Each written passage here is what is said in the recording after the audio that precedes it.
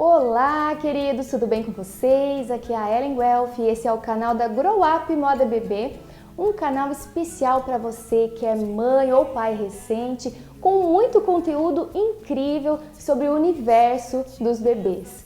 E hoje nós vamos conversar sobre a pele do bebê com a doutora Michele Barros Toccolini, ela que também é mãe do Nicolas. Obrigada, doutora, por aceitar participar do nosso canal, estou muito feliz, viu? Doutora, o que a gente precisa saber sobre a pele do bebê? Quais são os cuidados que a gente precisa ter? Ok, primeira coisa é saber assim, a pele do bebê, né? É uma pele muito fina, é uma pele muito sensível, delicada, principalmente se esse bebezinho for prematuro. Então é uma pele que absorve muito tudo que a gente estiver passando na sua superfície, tá? Ela é uma pele que tem ainda alguma imaturidade para algumas situações, então é uma pele que sofre com o frio exagerado, mas também sofre com o calor exagerado, então sofre com produtos químicos inadequados e pode ocorrer casos até de intoxicações a partir do momento que a gente utiliza medicamentos, né, muito concentrados, alergias. Então a gente tem que ficar muito atento ao que a gente vai estar passando. Doutora, pode passar pra gente assim, o que é normal e o que a gente precisa procurar já um médico especialista? Certo.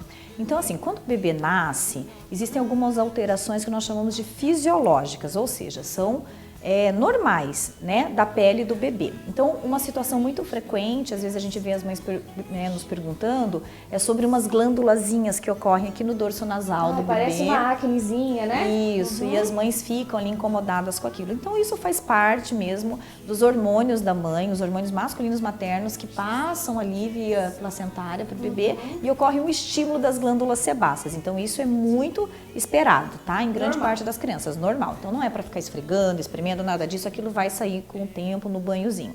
Outra alteração muito comum são os milhonzinhos, então pelo mesmo motivo, obstrução ali das glândulas sebáceas também não é para ficar cutucando. Algumas crianças têm até uma acne, né, a acne neonatal. Agora, a partir do momento que são muitas lesões, são extensas e muito inflamatórias, daí sim vale a pena a visita ao pediatra ou ao dermatologista. Outra alteração muito comum é uma alteração da vascularização da pele da criança, então é a cutis marmorata que a gente chama o nome científico. E isso se deve também a um distúrbio ainda dos vasos sanguíneos, né, que não conseguem ainda se vasodilatarem ou fazerem uma constrição adequada. Então a gente coloca o bebê exposto ao ambiente, ele fica todo roxinho ou todo vermelhinho, então isso também é esperado, a gente não deve se preocupar com isso. Algo também muito frequente é a crosta láctea, então umas crostinhas no couro cabeludo, né, que é tipo uma seborreia. Então isso pode ocorrer nos primeiros dias, nos primeiros meses. Quando isso também se perpetua ou se torna mais agressivo, daí sim você deve procurar um pediatra ou um dermatologista para estar tratando, porque pode ser uma dermatite seborreica. E a questão ali da dermatite das fraldas é algo também que a gente pode esperar, porque essa região, com o uso da fralda, ela se torna uma região ali muito sensível, né? Pela ação então das fezes, principalmente, e da urina. Como que a gente faz para prevenir isso? Troca frequente de fraldas é o que mais evita então esse tipo de assadura, tá? Então o ideal é que a gente troque entre 5 a 6 vezes por dia, ou mais se for necessário, né? Principalmente quando tem o cocô, tá? Outra dica também para a gente evitar a penetração então desses agentes mais nocivos é o que? Usar um creminho de barreira. Esses cremes à base de óxido de zinco, e hoje está muito na moda também a gente utilizar os óleos de sementes, por exemplo, o óleo de girassol.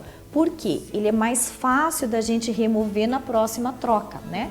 E como que eu vou limpar esse bumbum ali, essa área genital? A gente pode estar utilizando então o algodão com alga morna, principalmente nos primeiros dias, porque você tem menos risco de provocar alguma alergia. Só nos primeiros dias, exatamente. Né? Mas os lenços umedecidos, eles também não são assim a pior coisa do mundo. A gente pode utilizá-los, principalmente aqueles para pele bem do recém-nascido mesmo, bem específicos ali para os primeiros dias. E com o tempo você pode estar testando uma ou outra marca e avaliando se a criança possa ter ou não alguma alergia, tá? Doutora, e mesmo com os cuidados, às vezes acaba dando essa assadura, né? Sim. Normalmente não é culpa da mãe, né? Isso. Parem de se sentir culpadas, mamães. Eu acredito assim que 1 ou 2 vezes na vida pode ocorrer, né, do seu filho ter alguma assadura, e isso ocorre, ou porque deixou realmente 20, 30 minutinhos ali, já é suficiente às vezes o cocô para fazer isso, né? Às vezes até na introdução alimentar, com alguns alimentos, você pode ter alteração do pH das fezes. e isso pode estar ocasionando então uma assadura. O ideal é que a gente sempre trate logo no início, então a partir do momento que você tem ali uma assadura, você pode estar usando uma pomadinha mais específica para assadura, essas que têm associação, por exemplo, de óxido de zinco com anistatina podem ser utilizados.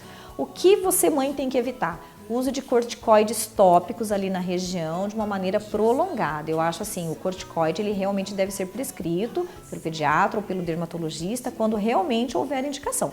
Na maioria das vezes, só o creminho ali de barreira, ali para assadura, já resolve. E uma dica assim caseira que a gente pode tá fazendo ali na região é usar um calmante. Então ali uma água com aveia, a aveia tem um efeito anti-inflamatório natural, tá? A maisena algumas mães usam também com uma boa eficácia, né? Mas piorou, não melhorou ali em 2, 3 dias, leva no seu médico, que é a melhor opção, porque às vezes realmente tem a contaminação ali com a cândida, com outras bactérias e realmente às vezes há necessidade de uso de um creme mais específico. Nunca use esses cremes que têm tripulação, corticoide, com antifúngico, com antibiótico, porque geralmente são cremes com corticoides de média potência e que não devem ser utilizados na pele do bebê. E o hidratante? Existe realmente a indicação para usar isso na pele do bebê? Não é obrigatório se o seu bebê tiver uma pele normal, tá? É obrigatório a partir do momento em que há o diagnóstico realmente de uma pele seca, de uma dermatite atópica, tá? Aí sim, o uso do hidratante é obrigatório. Mas o que acontece? Mesmo a pele sendo normal, é um agrado que a gente faz, né, para o bebê. Então é o momento ali da mãe de estar fazendo uma massagem, então com um óleozinho natural, um hidratante, e assim, sempre específico ali para a criança, tá? Então até pode ter uma fragrância, mas assim, cremes que realmente são estudados e são liberados para essa faixa etária. Doutora, eu queria até comentar que a AgroUp, a gente tem a linha de Suedine, que ela é específica para a pele do bebê. Eu até trouxe aqui um modelinho para mostrar para a doutora, porque a doutora também é mãe, eu sei que ela também usou no Nicolas, sim, né? Doutora, eu sei que muitos bebês hoje, as mães gostam daquela saída de maternidade de fio de tricô, sim, né? Sim. E a gente sabe que muitas crianças, né, têm alergia a esse fio, né? Então, assim, o que a doutora me diz desse fio, desse algodão? Maravilhoso, realmente né? É antialérgico, é o melhor produto para a pele do bebê, né? Exatamente. Então, o que se recomenda desde o primeiro banhinho, né, as primeiras roupinhas, é que sejam realmente tecidos assim, de algodão, macios, que tem um toque delicado, porque a pele do bebê ali nas primeiras semanas ela é realmente muito sensível, né? Então ela vai, o bebê a termo, ela já vem com a pele formadinha, mas ela vai se tornando resistente ali a partir da 2ª semana, tá? Então o ideal é o uso realmente do algodão. Mais né? um cuidado, né? Mais um cuidado. E sobre o filtro solar, doutora, a gente deve usar nos bebês ou não há necessidade? Sim, nós devemos usar, porém, a partir de 6 meses de vida. Antes de 6 meses de vida, na verdade, a gente não deve expor o nosso pequenininho ao sol, tá?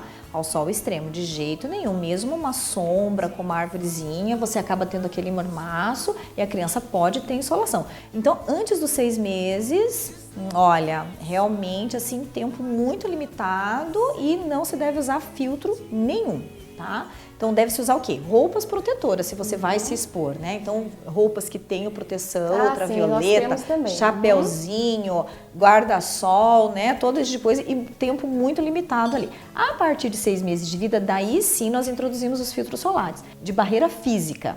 Tá? Então, aqueles que têm o óxido de zinco, dióxido de titânio, são os melhores para as crianças. Por quê? Porque eles não têm penetração, eles são filtros de barreira que vão ficar sobre a pele.